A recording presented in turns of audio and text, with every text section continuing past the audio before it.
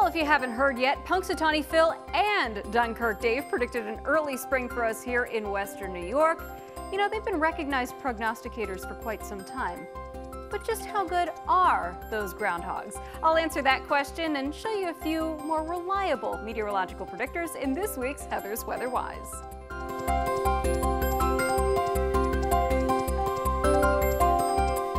The spirit of Groundhog Day goes all the way back to 17th century Europe. February 2nd was known as Candlemas Day.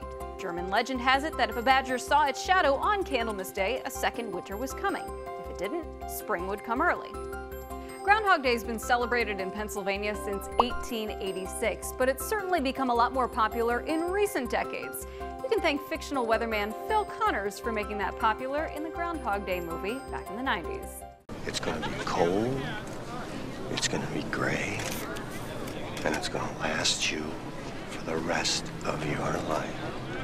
Yikes. I mean, we can all kind of relate to that sentiment, at least around April around here. But you know, Phil the Groundhog certainly has a bias for predicting longer than normal winters. Out of his past 123 forecasts, 103 of them have called for 6 more weeks of winter. Here's the thing, he's only been right 36% of the time. You'd have better luck flipping a coin. Sorry, Phil. The last time Punxsutawney Phil called for an early spring was in 2016. In the 6 weeks following, Buffalo measured about 21 inches of snow, and with the exception of a few very cold days in mid-February, temperatures were near to above normal. So we'll give him the victory there, and so far this time, he's right on track. Groundhog Day fun aside, it's important to remember that making a reliable long-range forecast is actually really challenging. Even some of the best trained meteorologists in the world are still working on it. But there are some short-term meteorological pieces of folklore that actually do a pretty good job of predicting near-term weather. Here's a couple you may have heard of. Red sky at night, sailor's delight. Red sky in morning, sailor, take warning. In modern terms, if you wake up to a glowing red sunrise, stormy weather might be headed your way.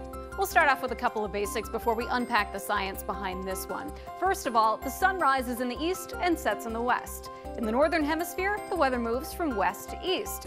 Finally, high clouds tend to scatter more red light, which gives the sunrise or sunset more of that red glow. So, if you're looking at the sun coming up in the east at sunrise, chances are if you're seeing that red sky, there are clouds that are starting to build in off to the west. Building clouds come ahead of an approaching area of low pressure, and an approaching area of low pressure usually means stormy weather is on the way.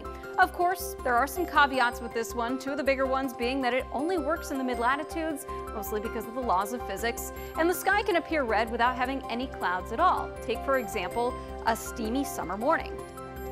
Well, whether you take your weather cues from groundhogs, cows, crickets, or crows, I hope you take our Storm Team 2 weather forecast seriously as well. Just as a friendly reminder, it's available for you anytime at WGRZ.com/weather. And as an added bonus, we don't even have to get Patrick Hammer out of his burrow to get an update.